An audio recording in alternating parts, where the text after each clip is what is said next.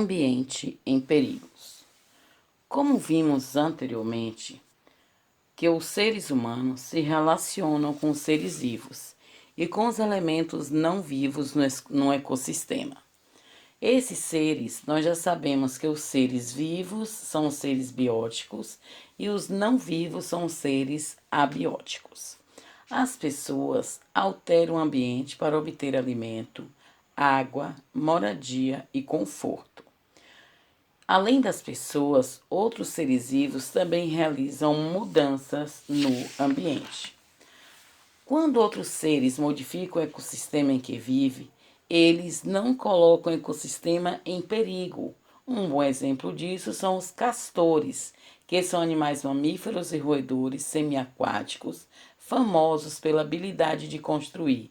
Fazem uso da lama, galhos e pedras para construir barragens em rios e formar lagos onde erguem suas casas.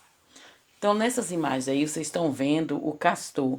O castor ele está utilizando os próprios materiais da natureza para construírem as suas casas.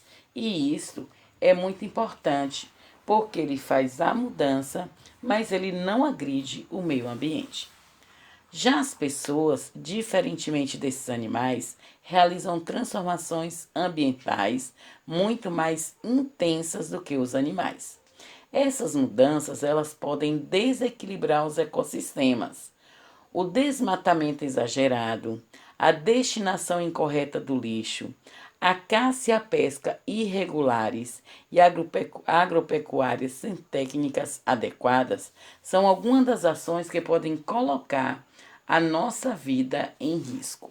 Então ele coloca não somente a nossa vida em risco, mas coloca em risco toda a natureza, coloca em risco a vida dos animais e a nossa vida. Então nós podemos ver aí o que eu falei, o desmatamento, o descarte do lixo em locais impróprios e também a poluição do meio ambiente. E quais serão as consequências dessa destruição causada pelo homem? As consequências, então, são muito graves, como chuva em excesso.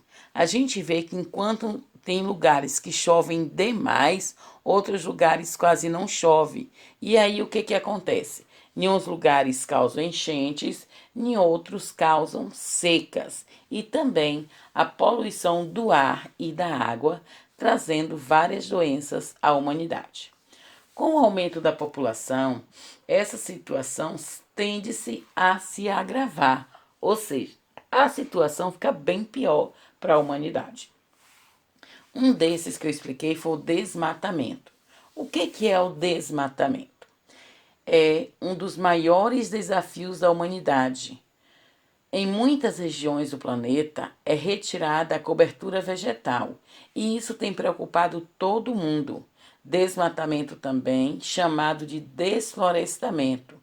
Ele consiste na retirada da cobertura vegetal parcial ou total de um determinado lugar. Entre as causas do desmatamento, nós podemos destacar o quê? A atividade agrícola e pecuária, que é responsável por 80% do desmatamento mundial. Ou seja, eles tiram toda a cobertura do terreno e aí eles fazem as plantações e criam animais. Então, 80% de todo o desmatamento é causado por atividades agrícolas e pecuárias. Outro caso também é a urbanização. A urbanização é o quê? Eles derrubam a mata e a partir daí eles constroem as suas casas. E o outro, exploração comercial de madeira, principalmente a madeira de lei, aquela madeira que tem mais valor comercial. Então eles destroem para vender essa madeira e ter muitos lucros. Poluição. Quando um ambiente está sujo, dizemos que ele está poluído. E os agentes poluidores podem ser vários, mas eu vou destacar 4 para vocês. Então, o esgoto, os agrotóxicos, a fumaça e o lixo.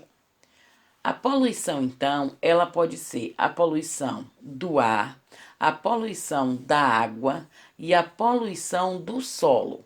E isso causa vários problemas à nossa saúde. Outra coisa é a caça e pesca.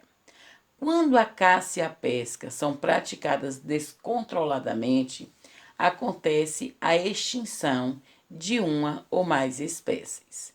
Isso acontece porque todas as espécies que se relacionam também são prejudicadas. Consequentemente, a cadeia alimentar do ecossistema se desequilibra. Então aí está a imagem da caça e da pesca desnecessária. Nós também podemos ver o tráfico de animais. Muitos animais, eles são capturados na natureza para serem comercializados como bichos de estimação. Só que esses animais, eles não são animais de estimação. Eles são de animais para viver na natureza. São animais silvestres.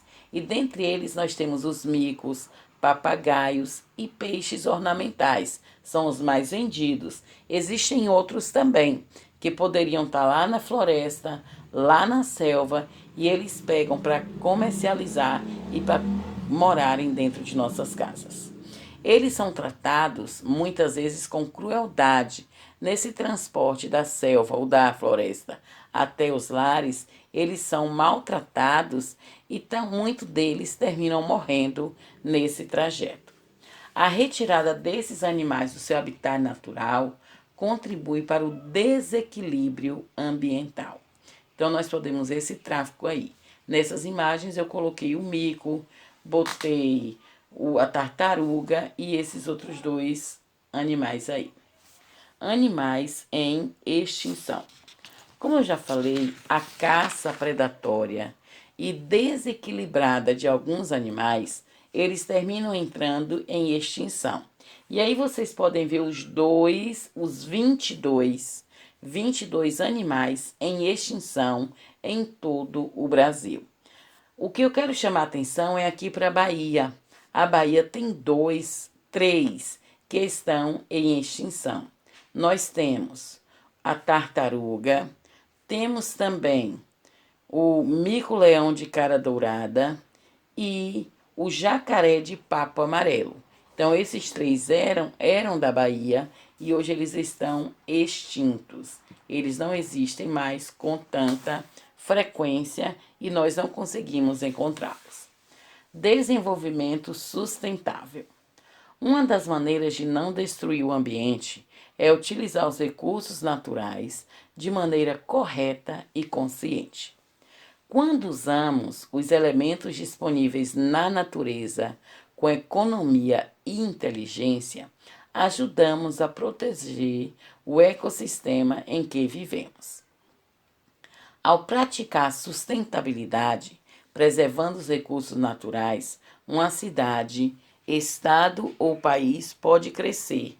E com isso, não será necessário danificar a natureza para alcançar o progresso. Então, podemos crescer usando a sustentabilidade, usando aquilo que a natureza nos oferece, sem precisar desmatá-la. O que nós podemos fazer? Nós também usamos muitas coisas originadas da natureza. Veja como podemos ajudar. Primeira coisa, cuidar do nosso lixo. Não desperdiçar. Atenção com as pilhas e baterias. E respeitar as plantas e os animais. Cuidar do lixo. Como cuidar do lixo? Dando para ele o local adequado para o armazenamento. Então aí está as cores das coletas certas e o nosso lixo deve ser separado e deve ser também colocado em lugares adequados para a coleta. Então, preste atenção às cores e vocês vão saber como cuidar do nosso lixo. Outra coisa, não desperdiçar. O nosso planeta tem muito desperdício.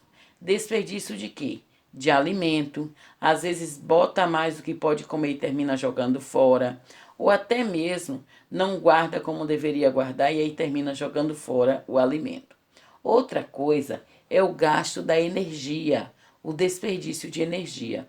Não está usando e está tudo ligado. Olha esse exemplo aí, ó. A lâmpada ligada, o ar-condicionado, a TV e ainda a porta aberta.